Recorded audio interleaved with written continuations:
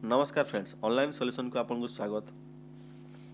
ओडिशा सरकार तरफ जनवरी 2026 रे बहुत सारा वैकेंसी आसी जाइए जहाँकि आम भिडियो देखा ओ ट्रिपल एससी तरफ 3250 पदवी पर वैकेंसी आसी जाइए जहाँकि कंबाइन वैकेंसी रोचे ग्रुप बी आ ग्रुप सी को लेकिन कंबाइन वैकेंसी आसी जो थे कि आरआई एआरआई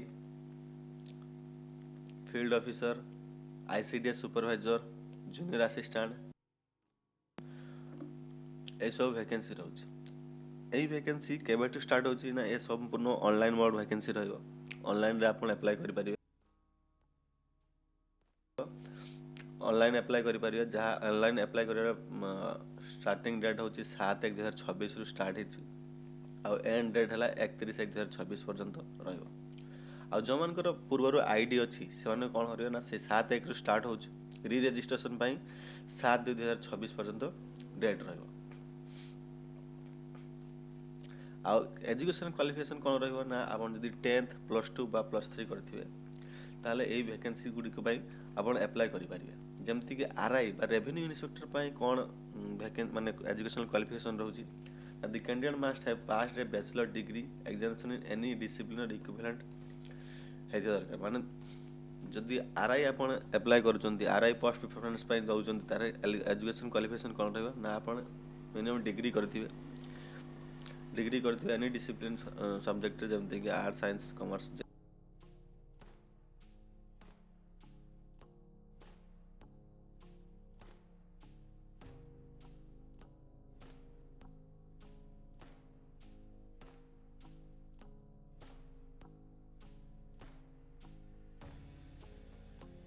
सर 42 वर्ष भितर आपनकर एज हेइथा दरकार। आ से एज टी 1 जनवरी 2025 सुधा 20 होथो नहले 2000 नहले 42 होथो। आईसीडीएस सुपरवाइजर ପାଇଁ कौन क्वालिफिकेशन रोचे ना the candidate must have at least bachelor degree art science और कॉमर्स और इट्स इक्विवेलेंट। आईसीडीएस सुपरवाइजर ପାଇଁ आपण कोन करि पारे ना जदि आपण एनी डिग्री करथबे आर्ट साइंस कॉमर्स जो थरे करले भी हे परियो। आउ से माने कोन ना the candidate must have women not less than 21 और 42 जो एज क्राइटेरिया कौन रही ना 21 वर्ष होइथियो आउ 42 वर्ष होतो कौ एज को ना से 1 जनवरी 2025 को 21 वर्ष बा 42 वर्ष होतो। आउ ए आईसीडीएस सुपरवाइजर पई केवल फीमेल कैंडिडेट ही अप्लाई करिवे मेल कैंडिडेट करि परिवे नाही। आउ तापर रहला वीएडब्ल्यू पई आपण कोन करथे दरकार ना वीएडब्ल्यू पई आपनकर +2 आपण करथे दरकार +2 साइंस बा वोकेशनल बा एग्रीकल्चर रिलेटेड जदि कौन कोर्स करते ताले आपण अप्लाई करि परिबे। एथरे भी एज क्राइटेरिया कोन रहउची ना 21 वर्ष रो 42 वर्ष रहउची सही 1 जनवरी 2025 को आपनकर 21 होतो नहले 42 होतो। जूनियर असिस्टेंट से भले रहउची जूनियर असिस्टेंट पई आपण कोन करिवे ना एनी डिग्री करथियो दरकार जेमति कि +3 करथिवे आर्ट साइंस कॉमर्स जे कोन से थरे हेले भी हे परियो। आ एज क्राइटेरिया सही 21 रो 42 रहउची। असिस्टेंट रेवेन्यू इंस्पेक्टर एआरआई पई मध्य कोन रहउची ना 10 +2 करथियो दरकार आउ आपनकर एज हैला 20 रु 42 वर्ष।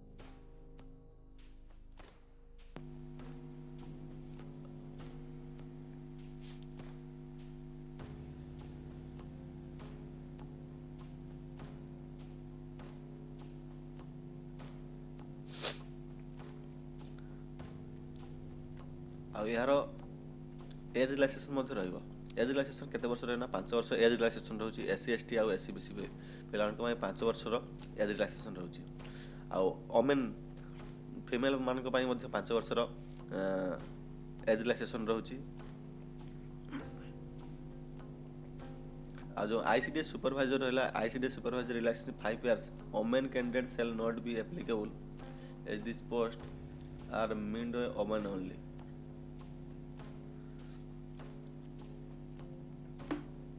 आउ यार चालान केते रहउची जो एप्लीकेशन फी केते रहउची एप्लीकेशन फी आपनकर हला एप्लीकेशन फी आपनकर 500 टका रहउछु जोटा कि हला एग्जाम देला पर आपन को रिफंड हे आसीबो। यदि एग्जाम अटेंड न करजन ताले से पैसाटी आपन को रिफंड हो नाही।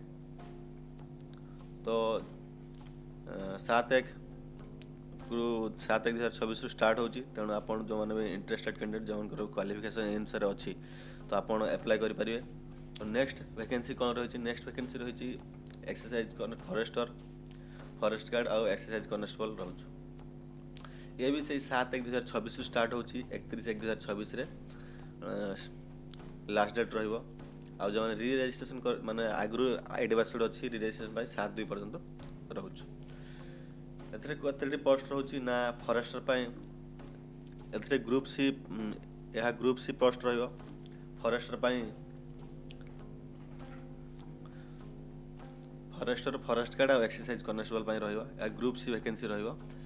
फॉरेस्टर पाई 47 वैकेंसी रहउची। फॉरेस्ट गार्ड पाई 896 पोस्ट रहउची। एक्सरसाइज कॉन्स्टेबल पाई 575 पोस्ट रहउची। एथरे एज रिलैक्सेशन एज आ क्वालिफिकेशन कौन रहउची ना फॉरेस्टर पाई the candidate must have +2 science करथे दरकार। जदि फॉरेस्टर पकोजन ताने +2 साइंस करथे दरकार। आ एज केते ना 18 रु 32 वर्ष हेते दरकार। फॉरेस्ट गार्ड पाई 10 +2 करथे दरकार। से एज हला 18 रु 32 वर्ष हेते दरकार। एक्सरसाइज कॉन्स्टेबल पाई the candidate must have +2 examination. Exercise constable पाई आपण +2 करथे दरकार। आ एज केते ना 21 रु 32 होथा दरकार।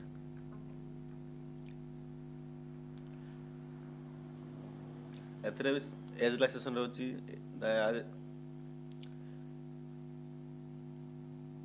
एज रिलैक्सेशन 5 वर्ष रहउची। Age relaxation SC ST SC BC और वुमेन कैटेगरी पाई 5 वर्ष एज रिलैक्सेशन रहउची। एथरे भी सही 500 टका चालान रहउछु। SC ST छाड़ी के आउ जो पिला माने रहिले से माने 500 टका एप्लीकेशन फी देबे। आउ सेटा जोड़ा कि आपनकर एग्जाम अटेंड कला परे आपनकर रिफंड हबो। तो 7/1 रु तो स्टार्ट होजी तेणु आपण माने जदी आपन क्वालिफिकेशन अनुसार जदी आपण एलिजिबल अछंती ताले ए फॉर्म रे अप्लाई करंतु। बहुत सारा वैकेंसी आछि। आहुरी आगु बहुत सारा वैकेंसी आसीबो। शॉर्ट नोटिस आछि जोड़ा कि आगु फॉर्म अप्लाई हबो। तो तेणु आपण माने ए सब फॉर्म अप्लाई 7/1 रु स्टार्ट होची तेणु आपण माने अप्लाई करंतु। जदि हमर ए वीडियोटी भल लागिला ताले लाइक शेयर कमेंट करके भूलिबे नाही। पुणी देखा हेबे को नुआ वीडियो रे।